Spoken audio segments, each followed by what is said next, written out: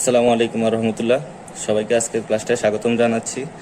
আজকের ক্লাসটায় আমরা রকেট নিয়ে আলোচনা করব। বুঝতেই পারছো, আমরা লিখেই রেখেছি অনেক কিছু।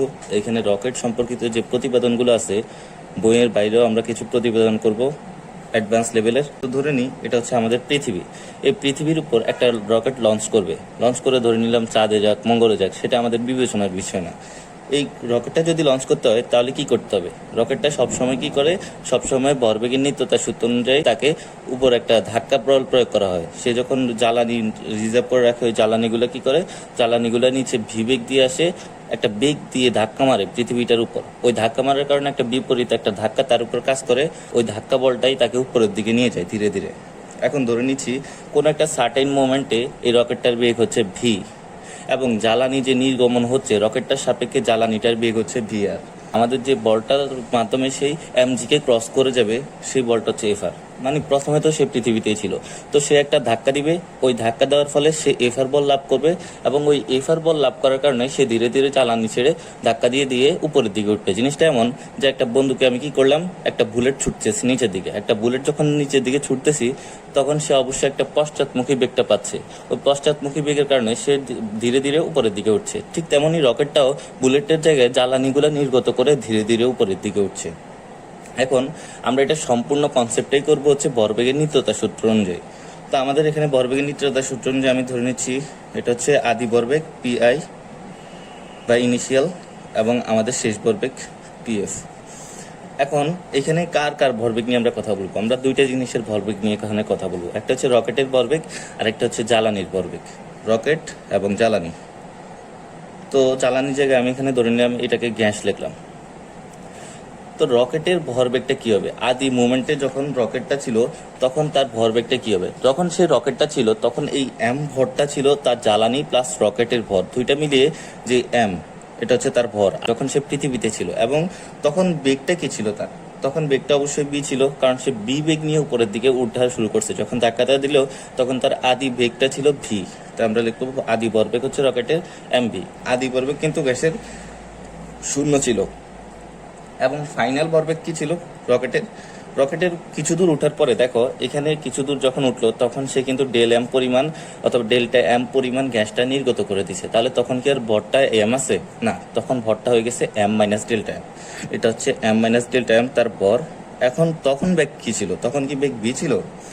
তখনও বেগ বি ছিল না, কারণ আমরা জানি ভরবেগের নিত্যতার সূত্র অনুযায়ী যদি ভর কমে যায় তাহলে বেগ বেড়ে যায়, বেগ কমে গেলে ভর বেড়ে যায়। এখানে কিন্তু ভর কমে গেছে, তার মানে কি বেগটা বেড়ে যাবে। তাই আগে বেগ ছিল বি, এখন হচ্ছে আরো কিছু বেগ অ্যাড হবে, এটা ধরে নিলাম delta B.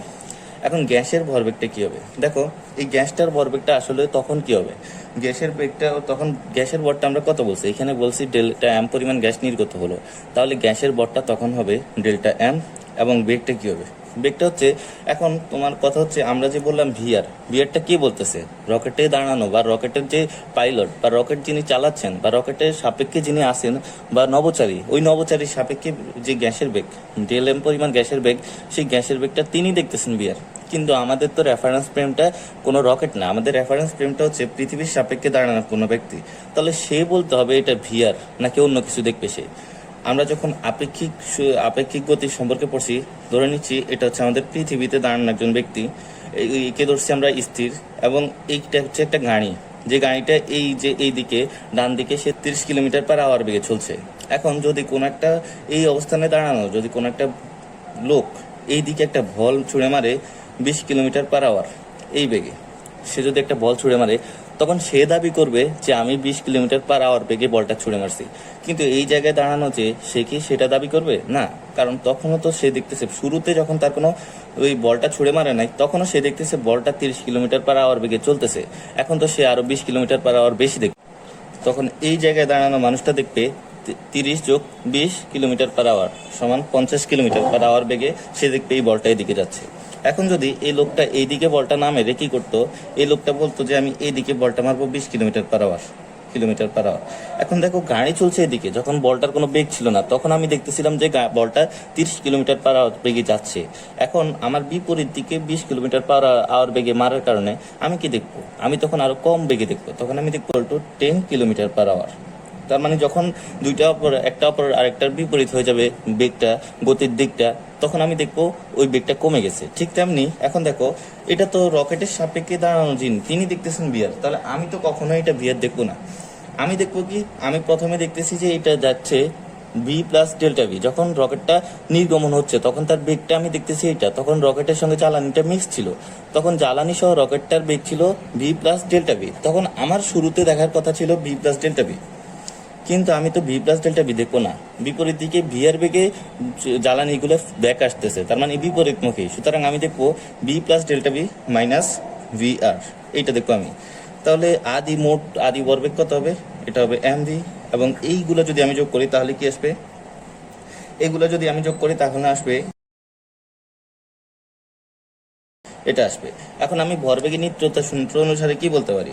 M V is equal to M V plus M del V minus del M V minus del M del V plus del M V plus del M del V minus del M V R.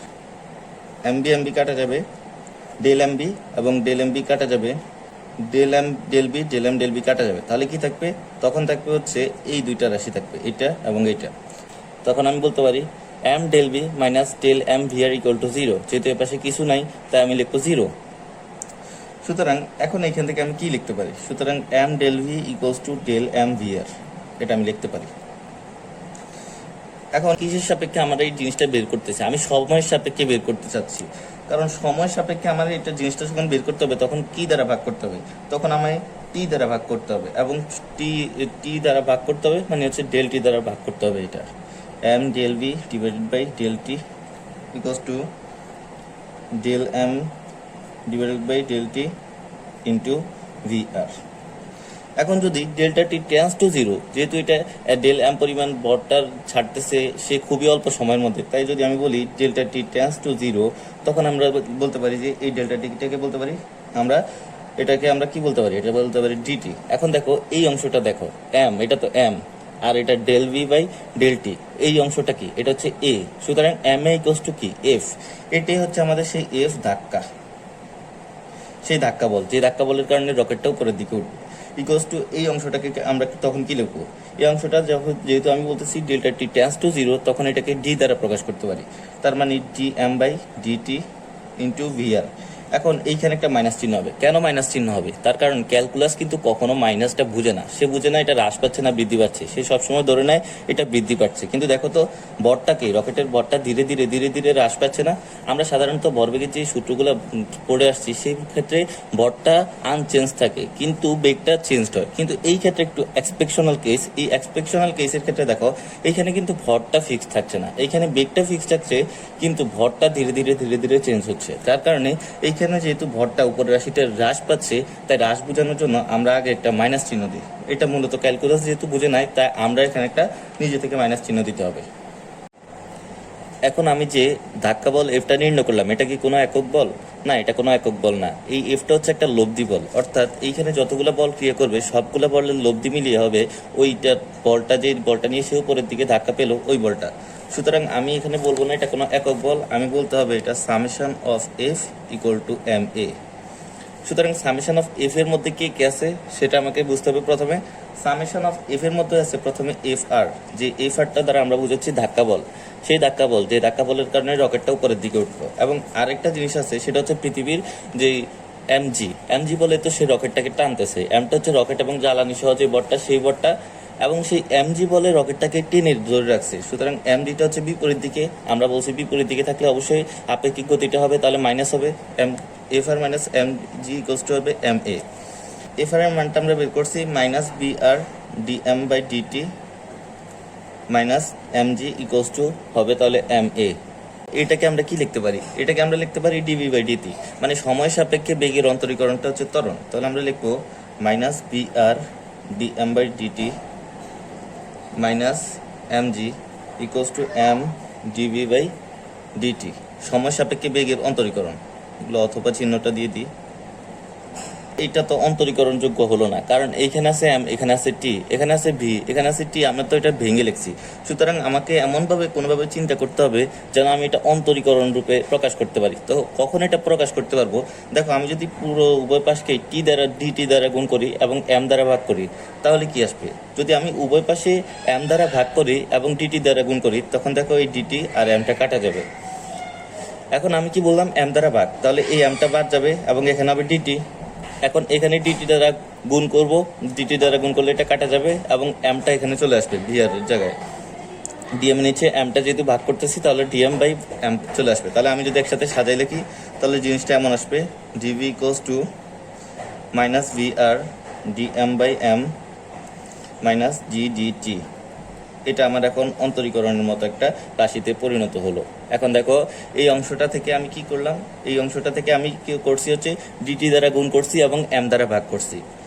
এখন এই অংশটাকে যদি আমরা integration করি, তাহলে আমি বেগ পাবো। বেগ পাবো কার বেগ? এটা হচ্ছে রকেটের বেগ। রকেটের বেগটা এখন দেখো, আমরা জানি উপরের দিকে উঠতে কোনো বস্তুর বেগের রাশিমালাকে, একটা বস্তুকে আমি যদি উপরের দিকে ছুড়ে মারি, তাহলে এটার বেগের রাশিমালা হচ্ছে V equals to V naught minus GT.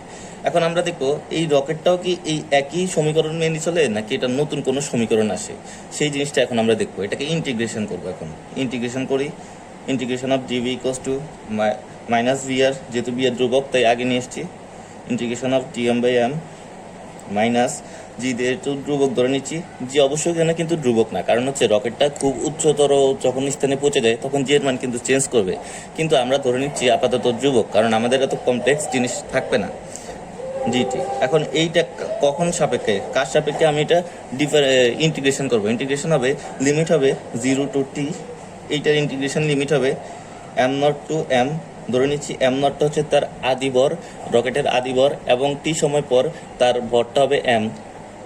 কারণ ভরটা কেন চেঞ্জ হচ্ছে? তার কারণ হচ্ছে আমরা জানি জ্বালানিগুলো যখন সে ছাড়ছে, তার কারণে তার রকেটের কিন্তু মোট ভরটা কমে যাচ্ছে, যার কারণে এই কিছু সময় পর তার ভরটা হবে এম। তারপর এখানে বেগের যেটা করবো, বেগের লিমিটটা হবে V naught by V naught to V. এখন দেখো, আমি যদি এটা ইন্টিগ্রেশন করি, তাহলে আসবে V minus V not equals to minus VR DM by MK যদি আমি ইন্টিগ্রেশন করি, তখন আসবে লন এম, এবং লিমিটটা আমরা বসাই দিই M naught to M minus G. এটাকে যদি আমরা ইন্টিগ্রেশন করি, তখন আসবে টি মাইনাস 0। তাহলে এখন আমরা বসাই দিই এখানে B minus B not equals to minus BR ln M not ln M minus ln M not minus GT. এই অংশটা থেকে আমি লিখতে পারি B minus B not equals to minus BR ln M minus ln M not. আমরা জানি লনের একটা সূত্র আছে, ln X minus ln Y equals to ln X by Y. তো আমি এখন লিখতে পারি ln M minus ln M not equals to ln M by M not minus GT. এখন দেখো, এখানে যে মাইনাসটা থাকে, আমরা জানি যদি লনের আগে মাইনাস থাকে তখন এটা পাওয়ার হিসাবে লেখা যায়, আর পাওয়ার হিসাবে লেখা গেলে এটাকে আমরা বলতে পারি নিচেরটা উপরে উঠে আসবে, উপরেরটা নিচে চলে যাবে, উপরেরটা নিচে চলে যাবে, নিচেরটা উপরে। তা আমি মাইনাসটা উঠাতে চাইলে কি করতে হবে? এখন V minus V not equals to V R ln M নটটা তখন উপরে চলে যাবে, M not by M minus DT. সুতরাং আমি যদি বলি ভি ইকুয়ালস টু কি, V equals to B not minus GT plus B R ln M by M not by M. এটা হচ্ছে আমার রকেটের বেগের রাশিমালা। এখন দেখো, আমাদের এই অংশটুকু কিন্তু আমাদের এক্সপেক্টেডই ছিল, কারণ আমরা জানি উপরের দিকে যদি ছুড়ে দিই কোনো একটা বস্তুকে, তখন তার বেগের রাশিমালা V equals to V naught minus GT. কিন্তু এই অংশটুকু রকেটের বেগের ক্ষেত্রে এক্সট্রা পেলাম, এই অংশটুকুই হচ্ছে আমাদের এক্সট্রা। এখন এইখানে কোনটার পরিচয় কি সেটা আমরা একটু বলে দিই আরেকবার। বিটা হচ্ছে এখানে টি সময় পর রকেটের বেগ, ভি নটটা হচ্ছে টি যখন শূন্য, তার মানে হচ্ছে রকেটটার আদি ভরবেগ। যখন টিটা শূন্য ছিল তখন তার ভরটা কি ছিল, বেগটা কি ছিল সেই সময়টা। তারপরে এখানে হচ্ছে রকেটটা, বিয়ারটা কি, বিয়ারটা হচ্ছে রকেটের সাপেক্ষে জ্বালানির বেগ। এটা হচ্ছে রকেটের সাপেক্ষে, রকেটের যিনি অবস্থান করছেন তার সাপেক্ষে জ্বালানিটা যেই বেগ নিয়ে চলছে সেই বেগটা হচ্ছে জ্বালানির, সেই বেগটাই হচ্ছে রকেটের বিয়ার। এম নটটা কি? এম নটটা হচ্ছে এইখানে আমরা এম নটটা ধরছি শুরুতে জ্বালানি এবং যে রকেটের মোট ভরটা, ওই মোট ভরটাকে আমরা এখানে এম নট কনসিডার করছি এবং এমটা ধরে নিচ্ছি আমরা, এমটা ধরে নিচ্ছি হচ্ছে টি সময় পর রকেটের জ্বালানি ব্যয়িত জ্বালানির পরে যে জ্বালানিগুলো অবশিষ্ট রইল এবং রকেটের যে মোট ভরটা, ওই টোটাল ভরটা মিলিয়ে আমি ধরছি এম ভর। আশা করি এই প্রতিবেদনগুলো সবার কাছে বুঝতে পারছো। এই জিনিসগুলো প্র্যাকটিস করলে আরো ইজি হয়ে যাবে। এখন এইখান থেকে কিন্তু আরো আমি জিনিস বাকি রেখে দিছি। এই জিনিসগুলো হলো রকেটের ত্বরণ। তো ত্বরণটা কিভাবে নির্ণয় করতে হবে আমি একটু বলে দিই। ত্বরণটা হচ্ছে আমরা যখন বলটা পেয়ে গেছি, তখন বলটার ক্ষেত্রে দেখো F equals to M A. সুতরাং এইখানে কিন্তু আমরা ত্বরণটা পাই যাব এম দ্বারা। যদি ওই পুরো সমীকরণটাকে, বলের যে সমীকরণটা পাইছি, ওই সমীকরণটাতে যদি আমরা এম দ্বারা ভাগ করে দিই, তাহলে যে অংশটা পাবো সেটা হচ্ছে ত্বরণ। ওটা তোমরা নিজেরা ট্রাই করবা, আশা করি বুঝতে পারবা জিনিসটা। আর আমি চেষ্টা করছি আমার মতো সর্বোচ্চ দেওয়ার। ভালো লাগলে সবাই ভিডিওটা লাইক করতে পারো, শেয়ার করতে পারো, কমেন্ট করতে পারো। সবাইকে ধন্যবাদ জানাচ্ছি। আসসালামু আলাইকুম।